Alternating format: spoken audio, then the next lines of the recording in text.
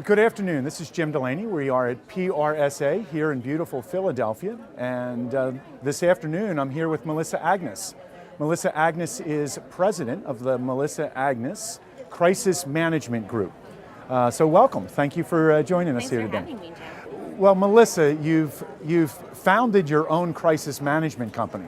That's pretty interesting. How does one get into the crisis management business? So it kind of happened organically. I found my way naturally. I used to do web strategy. So I had a little company in Montreal. My first time into it was I happened to have a client who was a real estate investment trust, so REIT. And I was in the car one day on my way to a meeting when I got a call from them saying, oh my goodness, something happened on Twitter. We're not even on Twitter. We don't even really know what Twitter is. Something happened on Twitter, and now it's being reported throughout the media, on the radio and everywhere, traditional media, that things like our buildings are about to explode, and our president is right now in the car listening to the radio with a prospective investor. Wow. We need your help.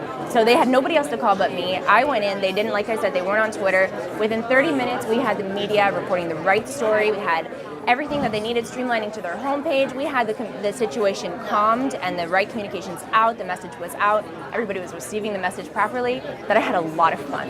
And then upon reflection and upon further investigation, I realized that there was a gap in the market, that nobody was addressing this growing need. What's the difference? Where do you draw the line between an issue and a crisis? At what point does an issue become a crisis? Absolutely. A crisis has an immediate, or has the potential to have an immediate threat or impact long-term on the organization's bottom line and or reputation, usually both. Got it. An issue does not. So it's a long-term impact that can be created immediately. Absolutely. As you think about crisis management, are there sort of tried and true steps as it relates to how one should act in that, or is every situation unique?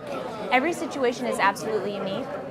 However, there are these, what I like to call the 10 new rules of crisis communications, where social comes into play, where the search engines come into play, because these are the things that can really, really impact the organization long term. Basically, you have to plan in advance. That's the best advice that I can give. So Because planning is key. Absolutely.